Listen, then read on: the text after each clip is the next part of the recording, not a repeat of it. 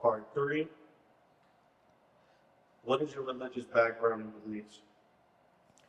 So growing up, as far as religion was very tricky for me growing up.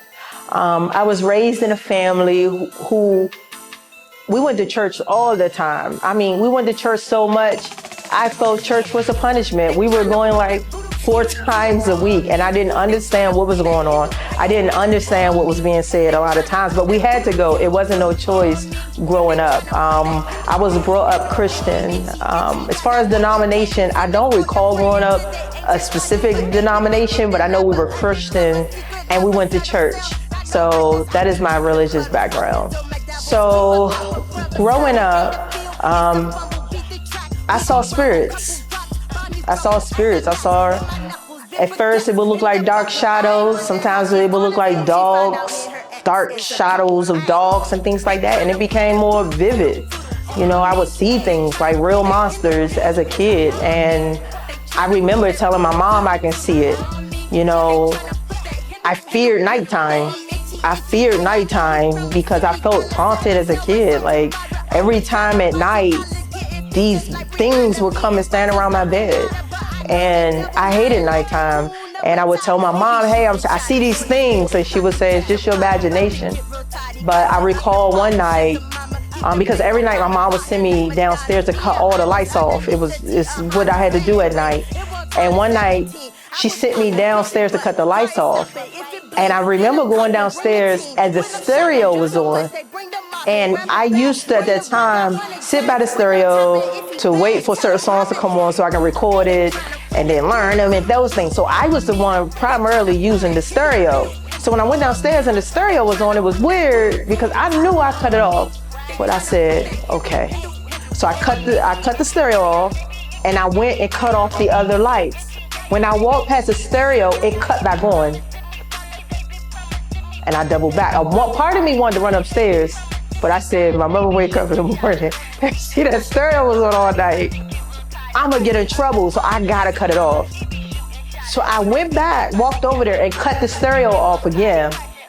So I walked to the stairs and it cut back on. When it cut on again, I took off running upstairs. And as I was running upstairs, I felt something running behind me and I felt it grabbing my ankles. In the morning when I woke up, the stereo was off again. Yeah, so those are the kind of things I was dealing with as a kid. So growing up, going to churches and things like that with the Christian background, I also experienced going to certain churches with family as a kid that did witchcraft. And it was weird.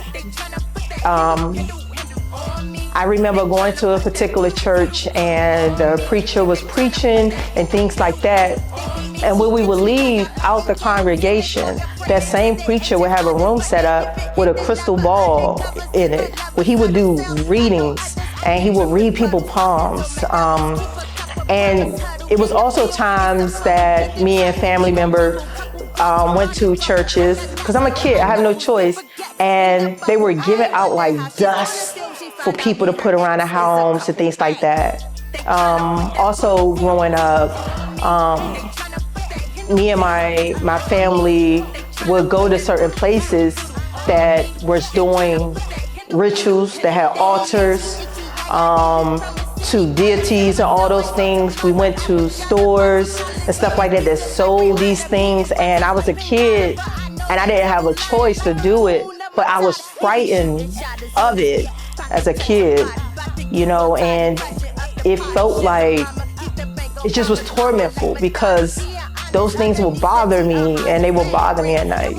It was this time where a family member went to this store, which was known for selling all kinds of spiritual things. You can get anything from a Bible to a Ouija board at this store. It was in Washington, D.C., downtown. And I remember us going there, and I remember feeling eerie. Every time I went in the store, I felt an eerie feeling. But this person had bought some candles out of this store.